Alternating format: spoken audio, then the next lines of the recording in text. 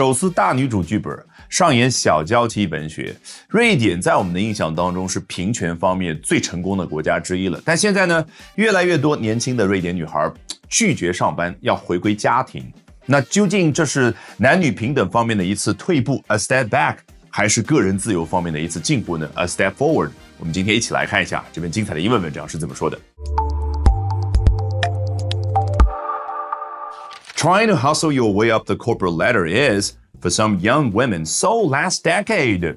要能够在职场一路打拼爬上去，这件事对于现在很多年轻女性而言是那么的上个10年的感觉。什么意思？就是这都是10多年前老掉牙的老黄历的感觉。所以这儿的 so last decade 是一个形容词啊。我再给你举一个例子，比如说你现在看到有一个朋友居然还在用 Walkman听磁带去听歌，你会怎么评价？ Well, that is so last century. 那回到 hustle your way up the corporate ladder， 真的可以反映老外他头脑里面出现的那个画面感，就是职场啊，你可以想象从基层的员工到最终 CEO， 这是一个 corporate ladder 职场的一个梯子，你要不断的往这个梯子上面爬。当然你可以说 climb the corporate ladder， 这是最普通的表达，这儿用的更高级叫 hustle。你可以想象一个人在大城市里面打拼，每天忙忙碌碌的那个动作就叫 hustle。在这儿呢，我觉得比较好的翻译就是打拼。Sweden, often hailed as a global leader in gender equality, is seeing an intriguing cultural shift. 好，刚刚有一个开头，你很好奇究竟哪个国家的事儿呢？这儿给到答案，瑞典。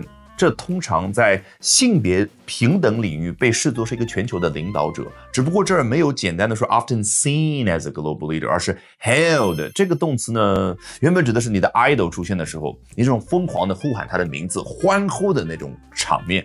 那么你想想，在这个语境当中，是不是感觉至少你是仰视这样的一个国家？好，那这个国家正在见证着一个让人感觉很困惑的、很有趣的文化的变迁现象。这个 shift。你看一下你的键盘，那个 shift 键用来干嘛的？摁住它，小写变大写，大写变小写，所以是一个巨大的转变、切换的感觉。A growing number of young women are embracing the soft girl lifestyle, a social media trend that celebrates stepping back from work and adopting a more traditional, home-centered way of living.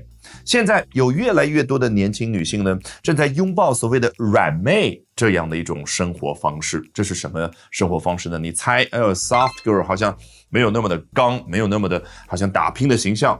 它后面呢也具体解释了一下，这是一种社交媒体方面的趋势。它呢弘扬的是要从职场退出来，而采取的是一个比较传统的以家庭为中心的生活方式。你看老外的那种画面感充分对应了他们的思维方式。你看你从职场 step back from work， 就好像从你的上班门口就这样退回家里面去了。这就是外国人心目当中一个人拒绝上班、放弃上班。那还可以用名词来表达呀。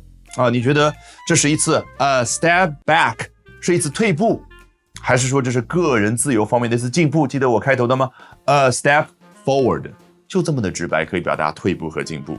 我们中文好像也是用字面意思去表达这一层比喻意义。The trend gained popularity and media attention last year when a survey revealed that many 15 to 24-year-olds were embracing the trend. 这样的一个社交媒体的趋势，实际上在去年就已经越来越流行，而且获得了很多媒体的关注。具体来说呢 ，when 后面所谓的定语从句，实际上就交代在那样的一个时间点呢，有这样的一个全国范围内的调研，它就表明了很多瑞典15到20岁的年轻的女性呢，就拥抱了这样的一个流行趋势。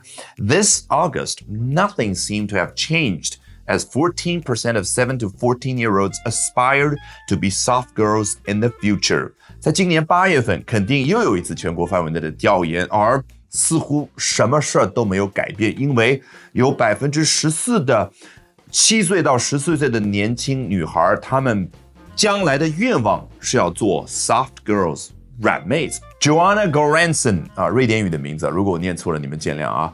Joanna Goransson, a researcher for the survey, believes soft girls trend may be an extension of recent global work trends such as quiet quitting, which encourages employees not to overextend themselves. 这个调研背后的一个研究者就叫这个 Joanna， 她呢有这样的一个想法，觉得所谓的软妹这样的一个趋势实际上是在全球职场比较流行的这种 quiet quitting 这种现象的一个延伸。什么叫 quiet quitting？ 字面意思，安安静静的放弃。请问你看有一个人在这上班，他放弃了吗？他没有放弃上班，他还在那儿上班，但是呢，这我们中文叫摸鱼啊，或者说的严重一点叫躺平。所以中文有的时候的打比方的方式呢比较的夸张，躺平既可以指一个人在敷衍了事的工作，也可以指他回归家庭，彻底躺平在沙发上面，是不是？那么这是 quiet quitting 这种职场现象的一个延伸。这是一种什么样的职场现象呢 ？Which encourages employees not to overextend themselves。它鼓励员工呢不要过分的去伸展他们自己。这个字面意思 overextend 就是把你的四肢伸展开来。那么是不是有一个人做各种各样运动动作的时候太过用力的感觉？语境当中对应的是太过打拼，太过卷自己了。Alrighty， 学英文方法一定比努力更重要。那说起方法，不要忘了点视频下方的链接，预约周老师明天上午7点钟的直播，一定要记得设个小闹钟，咱们直播间不见不散。好，最后呢，按照我们的老习惯，从头到尾裸听一遍。Trying to hustle your way up the corporate ladder is, for some young women, so last decade. Sweden, often hailed as a global leader in gender equality, is seeing an intriguing cultural shift. A growing number of young women are embracing the soft girl lifestyle, a social media trend that celebrates stepping back from work and adopting a more traditional, home-centered way of living. The trend gained popularity and media attention last year when a survey revealed that many 15 to 24-year-olds were embracing the trend. This August, nothing seemed to have changed, as 14% of 7 to 14-year-olds aspired to be soft girls in the future.